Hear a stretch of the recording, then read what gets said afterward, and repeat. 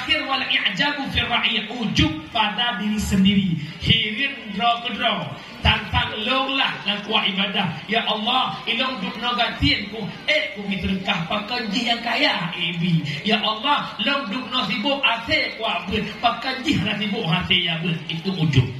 Hati-hati. Long yang nalagak, kok talaga. Mbung. Mufot.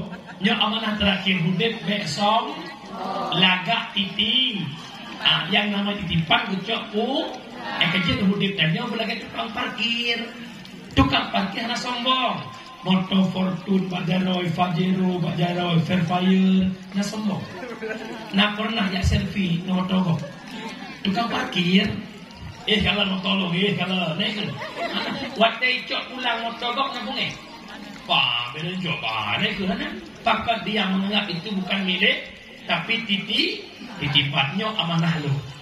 Nyo yang lagak-lagak bersombong. Yang padahal dia lagak-lagak, dia mata hiu dia padahal.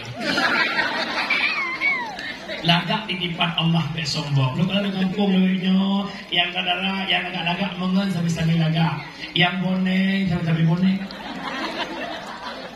Hana sokel lagak mi hana yang bro, hana sokel putih mi hana si, hana sokel urang mi hana ma, hana sokel god mi hana bro. Besok mau nama, nak dengar hebat tanyo yang betul udip dia mati nak hebat dalam. Badan pun tak berharga, sesaat ditinggalnya awak, anak istri tercinta tak sudi lagi bersama.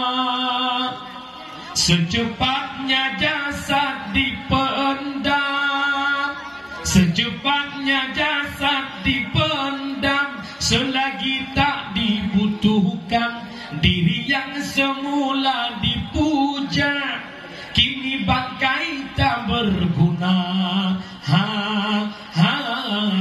Dari kasur yang empuk berpindah ke dalam kubur.